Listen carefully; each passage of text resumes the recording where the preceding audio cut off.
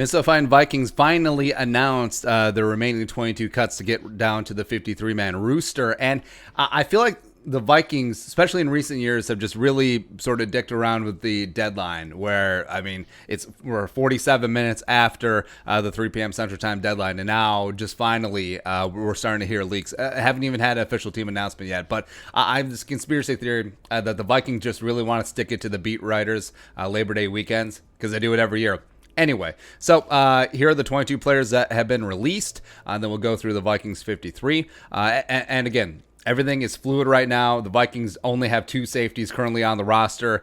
They currently have 7 wide receivers. They have 11 defensive linemen. So, All right, so guys who got cut. 2 quarterbacks, Jake Browning and Nate Stanley. I think they both end up on the practice squad. Nose tackle David Moa. Been some buzz about him being on the practice squad as well. Tight end Brandon Dillon, as well as the other tight end, Nakia Griffin-Stewart. Also center Jake Lucina. Offensive guard Kyle Hinton. Safety Stephen Parker, who was claimed off of waivers from the Dolphins, as well as Alexander Hollins. A bit of a surprise and a shocker there, but of course, Gary Kubiak is going to be going down with the ship when it comes to Chad Beebe. We mentioned Kyle Hinton. Aviante Collins, bit of a surprise cut since he was competing for the starting left guard job. Everything is so stupid. Fullback Jake Vargas, North Carolina. Potentially could be a practice squad guy. Quarterback Mark Fields, who made a really good case to make the roster. I think he'll slide onto the practice squad, beginning some really good run at the slot. Center Brett Jones.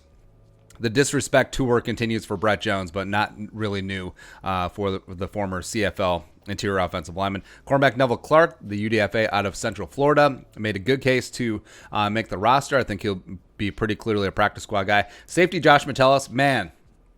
So the Viking safety room. So you got Metellus, you got Miles Dorn, both of them gone. Stephen Parker's gone, as well as Nate Metters, the converted cornerback. He's gone as well. Also, they previously cut Brian Cole II. So yeah, all of the safeties behind Harris and Harrison are just been absolutely disappointing. Also, you have wide receivers Courtney Davis, the UDFA from Texas A&M. He'll be a practice squad guy. Also, wide receiver Dylan Mitchell. Offensive tackle Blake Brandel, who made a really good case early on for making the roster. I think that the Vikings may have limited some of his snaps with the second team just so that the hype would die down a little bit so that they would be able to get him onto the practice squad. Vikings only rostering 9 offensive linemen. Also, you have linebacker David Reese II, who they recently picked up, the UDFA out of Florida. Pair that with the previous 5 cuts of Brian Cole, veteran defensive end Anthony Zettel, Stacey Keeley, Jordan Fair, and Tony Brooks James. And that's how the Vikings get from 80 down to 53. So take a look at the offense. Vikings currently have 26 offensive players, 24 defensive players, and the 3 specialists on the 53. But like we said, this is not set in stone.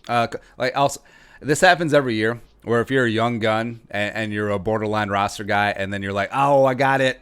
And then you get cut a couple days later. That's rough, but it be what it be. That's the business. Quarterbacks, keeping 2, as well as it is a positive sign that teams around the league are generally only keeping 2 quarterbacks on the roster. So that could be part of the new practice squad construction, as well as I think teams are sort of less concerned about COVID than initially, so that's always a positive sign. Running backs, keeping 4, Dalvin, Madison, Boone, and Abdullah. Of course, the best fullback in the league, CJ Ham, doing the damn thing. Wide receiver, so on paper, they're keeping 7, but really it's 6. So you got Thielen, Jefferson, Beebe, BC Johnson, KJ Osborne, that's just the UB and the U, is going to be the kick returner, as well as veteran Tajay Sharp. So that's a 6.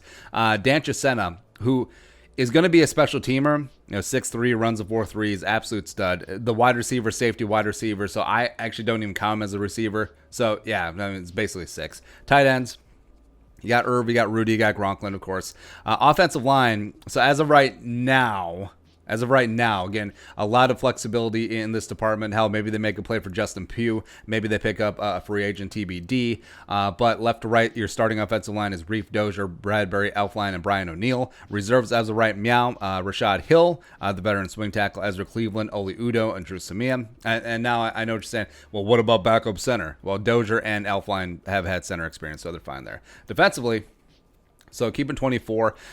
They have 11 defensive linemen, which I thought that it's a possibility that they could cut either Wanham or James Lynch. They decided to roster both of them and not to subject them to waivers. But Ngakoue, you got Shamar Stephen, you got Jaleel Johnson, you got Daniil Hunter. Those are probably going to be your starting early down defensive linemen. Afadio Odenigbo is going to be working there as well. Also, Jalen Holmes and Armon Watts and Eddie Yarbrough. All three of them have been really impressive this training camp. Hercules Mataafa makes a rooster for a second straight season, as well as Wanham and Lynch are currently on the 53. Linebacker, keeping 5. So you got Barr, Kendricks, Wilson, Troy Dye, and also Hardy Nickerson Jr., former Cincinnati Bengal, made an impression and got the nod over UDFA's Blake Lynch, who I think will be back on the practice squad, as well as Jordan Fair, who's recently released, as well as David Reese II, who was just let go. So also, interesting note. So Gideon is on the PUP. Sounds like they're going to keep him on the PUP list. So he's going to miss the first 6 games of the season, which I think is smart. May as well use that roster exemption at this point. Safety. So they got 2 safeties. That's going to change. Harrison Smith, Anthony Harris. I think that you look at the cornerback room. I think Chris Boyd, Harrison Hand could potentially be moonlighting a bit at safety, as well as there's been talk about them flirting with George Aloka. They could bring him back.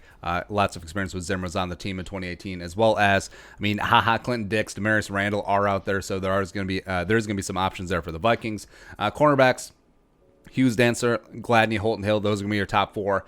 Then also Chris Boyd, Harrison Hand make the rooster. Of course, specialists Bailey Colquitt and Austin Cutting. So that is it. That is the Vikings' current 53-man roster. But like we said, they'll be adding safeties, TBD if they hold on to 11 defensive linemen. But let's go. Let's go get it. And also the whole 7 receiver thing. Yeah, okay. Yeah, but we'll see. But we're a step closer. 8 days from today, Minnesota Vikings, historic U.S. Bank Stadium, gets the greasy, grimy Green Bay Packers. Let's get it. Let's go. All right, but your thoughts? Vikings 53, let us know in the comment section below. Subscribe for daily Vikings takes. Want to support that work, post on the Venmo. But until next time, Skull, production value.